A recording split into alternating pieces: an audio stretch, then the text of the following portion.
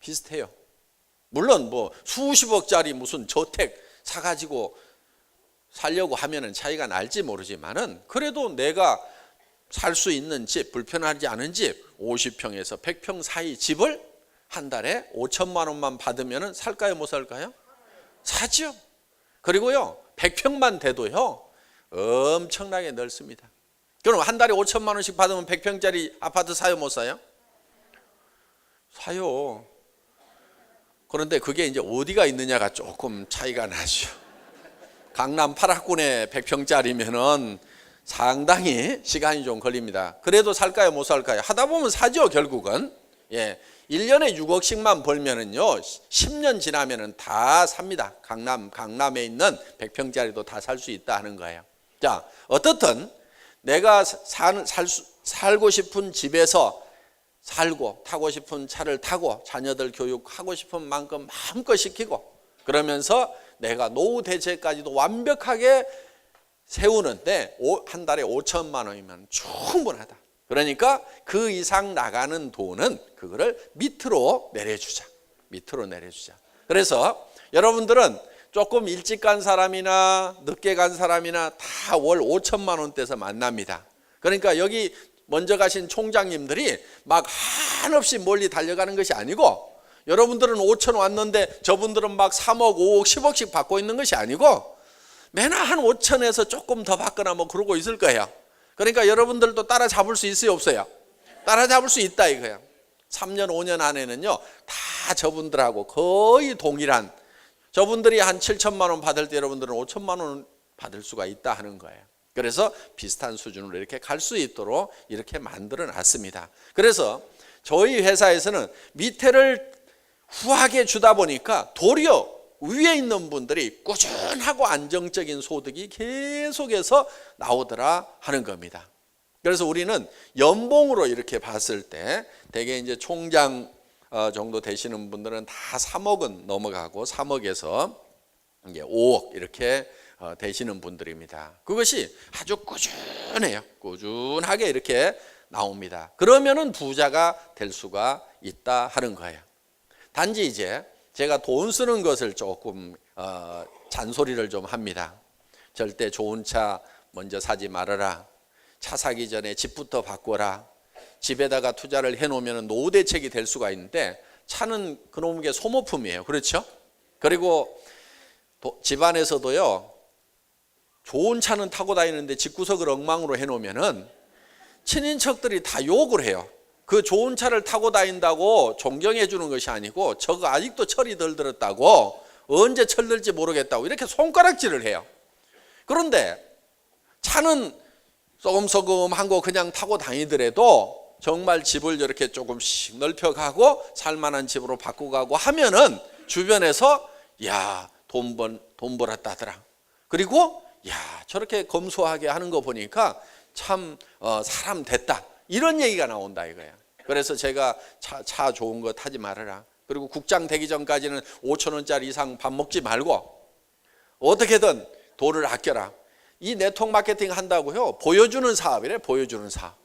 그래가지고 쥐뿔도 없으면서도 그냥 옷 화려한 거 입고 다니고 차 좋은 거 할부로 뽑아가지고 기름값도 없으면서도 큰 차 몰고 다니고 이랬던 과거가 있어요.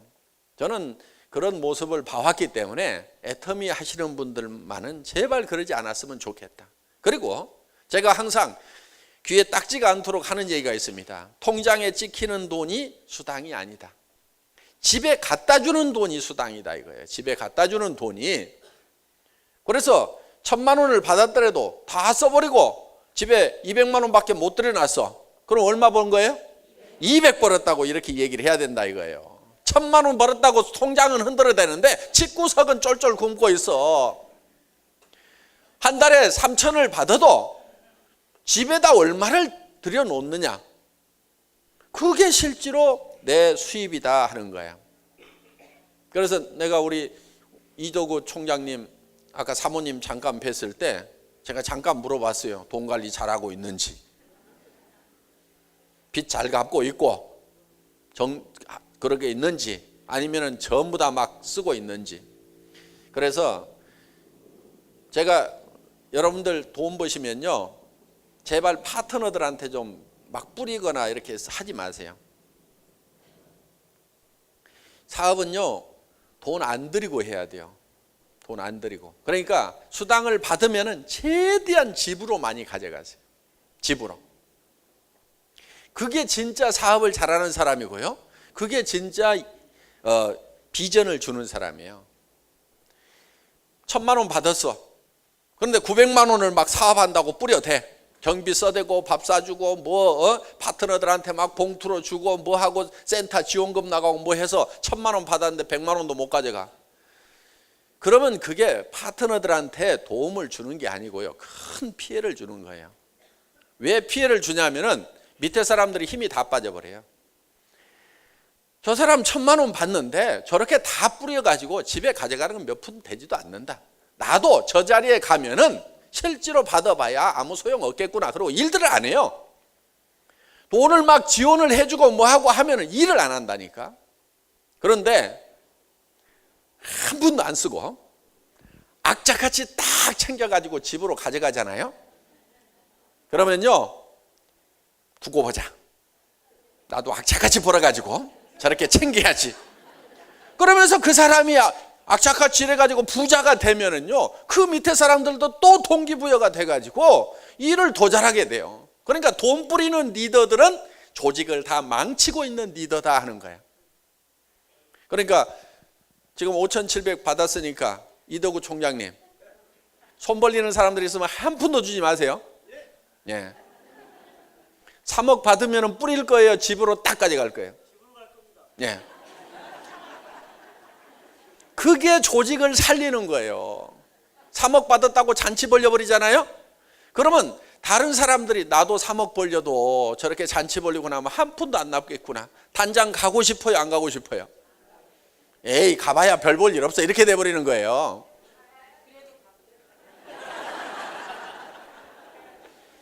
그런데 그대로 집으로 딱 가져가가지고 집이 딱 변했어.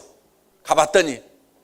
그러니까 집을 딱 넓혀놓고 초청해서 밥은 한 끼씩 주세요. 그건 괜찮아요. 뭐 그런 정도나. 그래갖고 약을 올려야 돼요, 약을. 약을 올려가지고 당신도 이렇게 되라고 보여주라 이거예요. 그게 진짜 조직을 살리는 거예요.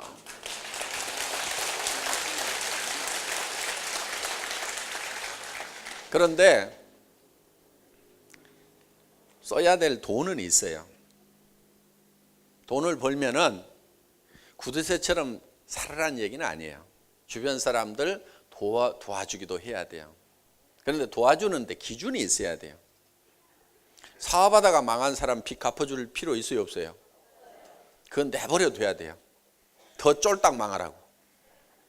사업 망하고 있는데 그거 망하지 말으라고 도와주면요, 같이 망합니다. 완전히 망하도록 내버려 둬야 돼요. 그러니까 도와주는 기준을 여러분들이 딱 정해야 돼요. 자, 내 주변 사람이, 그러니까 돕는 기준은요, 가장 가까운 데서부터 도와야 됩니다, 여러분들. 집안에서는 손끝 발끝 까딱 안 하면서 밖에 나가면 호인 호걸인 사람 있죠? 많은 모양이네. 우리 신랑이 그러는데 이러는 분이 있는 것 같아. 그거는 호인이 아니에요. 대개는 나쁜 사람들이에요, 그런 사람들은. 그러니까 어디서부터 도와야 되냐면은 가장 가까운 배우자부터 도와야 돼요. 첫 번째 구제의 대상은 밖에 있는 것이 아니고 바로 자기 옆에 있는 남편과 아내를 구제를 해야 돼요. 그 다음에 부모, 자식 이렇게 가는 거예요. 그 다음에 형제간 중에 쫄쫄 굶고 있는 사람이 있는데 어디다가 막 퍼주고 있고, 그거는요, 악한 사람이에요. 왜 그러느냐? 자기 명예를 높이고 이름을 높이려고 그 짓을 하는 거예요. 진정으로 도와주는 사람이 아니에요, 그거는. 그러니까 중심을 보시는 하나님 입장에서 봤을 때는 그걸 악하다고 보는 거예요. 그러니까 가까운 사람부터 도와주라 이거예요, 가까운 사람부터. 그러면은 역으로는 이런 얘기가 됩니다. 어떤 사람이 내한테 손을 벌리면은 그 주변 사람이 도울 수 있는가 없는가를 또 살펴봐야 돼요. 여러분들 남 돕는 거 굉장히 힘듭니다. 남 돕는 게 쉬운 게 아니에요. 그냥 퍼주면 쉬울 것 같은데요, 그렇지가 않아요. 남을 도울 때 진정으로 그 사람이 지금 도움을 받아야 될 입장에 있는가를 봐야 된다 하는 거예요. 그렇지 않은 사람을 도와주면요, 그 사람을 버려버리는 수가 있어요. 그래서 의타심을 길러놓는다거나 아니면은 도와줬더니 무지무지하게 자존심 상해가지고 나를 안 보려고 하는 경우도 있어요. 그렇죠? 도움 받는 것 자체가 자존심 상해갖고 인간관계가 끊어져 버리는 경우도 있다 이거야. 그렇기 때문에 남을 도울 때 굉장히 고민을 많이 해서 도와야만 된다 하는 거예요. 그러니까 그 사람을 내가 도와야 될 건지 아닌지를 파악을 해야 돼요. 예를 들면은 그분의 자녀가 있다고 하면은 먼저 누가 돕도록 해야 되냐면 그분의 자녀가 돕도록 해야 되는 거예요. 자녀가 있는데 내가 도우면 안 된다 하는 거예요. 그런데 도울 수 있는 가족이나 자녀들도 없어. 그러면은 이제 내가 도와야 되는데 돕는 기준을 여러분들이 분명히 정할 필요가 있어요. 저 같은 경우는요, 이렇게 돼요. 먹을 것이 없다. 그러면 도와야 돼요, 안 도와야 돼요? 먹을 건 줘야 되겠죠. 그렇죠? 내 옆에서 굶어 죽어가도록 하면 안 된다 이거예요. 병이 들어서 아파서 치료를 못 한다. 도와야 돼요, 안 도와야 돼요? 도와야 되겠죠. 잠자리가 없어. 길거리 나앉게 생겼어. 근데 그분을 주변에서 도와줄 사람이 아무도 없어. 자식도 없고 뭣도 없어. 그러면은 도와줘야 되겠죠. 그렇죠? 예. 그리고 이제 조금 더 나가면은 공부를 꼭 해야 될 자녀가 공부를 못 하고 있다거나 뭐 이런 거는 이제 그보다도 한 단계 이제 더 나아갔을 때 그렇게 해줘야 된다 하는 거예요. 그런데 어디 가서 실컷 이상한 짓 하고 빚 졌는데 빚쟁이들이 와가지고 나 못 살게 구니까 그 빚 좀 갚아주세요. 그거 도와주는 게 아니에요. 심지어는 이런 경우가 있어요. 그거를 갚았더니 그거를 빚을 받으러 다니는 깡패가 포기하려고 그랬는데 이게 돈이 나오네? 그래가지고 가서 더 두들겨 패고 더 괴롭히는 수가 있다 이거예요. 그거 도와준 거예요, 피해 준 거예요? 피해 준 거예요, 그거는. 그래서 도와줄 때 아주 잘 살펴서 도와주는 그 지혜가 필요하다 하는 겁니다. 그래서 도울 때 여러분들이 그냥 돈이 있다고 그래가지고 퍽퍽 도울 수 있는 것도 아니고 또 돈이 없더라도 우리가 꼭 도와야 될 그런 부분들은 여러 가지 방법을 이제 찾으면 됩니다. 저희 같은 경우는 지금 이제 이 바자회를 하는 것도 첫째는 돕는 데가 누구냐면은 우선 물건을 사는 사람들이 도움을 받을 수 있죠. 그렇죠? 오늘 아주 싸게 이렇게 10만 원짜리도 만 원에 사기도 하고 저도 넥타이 몇 개를 내놨는데 굉장히 싸게 팔렸더라고. 그거 좀 왜 그렇게 싸게 팔았냐고 했는데 한 10만 원 넘어가는 것도 막 1,000원에 팔리고 이랬더라고. 별로 매지도 않은 건데 어떻든 그거를 그렇게 사신 분이 일단은 도움을 받았죠. 그렇죠? 그리고 그 팔린 돈이 기부금으로 들어가서 지금 어린이들 중에서 후진국에 있는 암 환자 어린이들을 돕는 이제 우리가 그 기금 운동을 지금 하는 겁니다. 이 바자회 이게. 그래서 IAEA는 국제 원자력 기구고 여기에 이제 팩트라는 프로그램이 뭐냐면은 바로 이런 그 암 환자 어린이들을 돕는 거예요. 그러니까 후진국이다 보니까 이 치료비가 많이 들어가니까 어떻게 할 수가 없어서 이런 어린이들을 돕는 그런 일을 하자 해서 우리가 지금 이렇게 이제 하고 있는 겁니다. 어떻든 지금 우리가 이제 여러분들이 지금 이렇게 총 판매를 해서 모아진 돈이 예를 들어서 그게 500이다 그러면은 애터미 회사에서 500만 원을 더 보탤 겁니다. 그게 1,000만 원이다 그러면은 1,000만 원을 더 보태서 2,000만 원을 갖다 주고 이렇게 이제 할 겁니다. 그러니까 그냥 제가 1,000만 원 이렇게 갖다 주는 것보다는 우리 애터미 회원들이 이렇게 다 이렇게 모아 가지고 있는 사람이든 없는 사람이든 이렇게 모아 가지고 이렇게 도와드리는 겁니다. 그것이 훨씬 더 정성이 더 많이 모아진 거죠. 그래서 또 우리가 돕는 것은 돈을 다 벌고 난 다음에 돕겠다 이렇게 하면요 사실 도울 수가 없어요.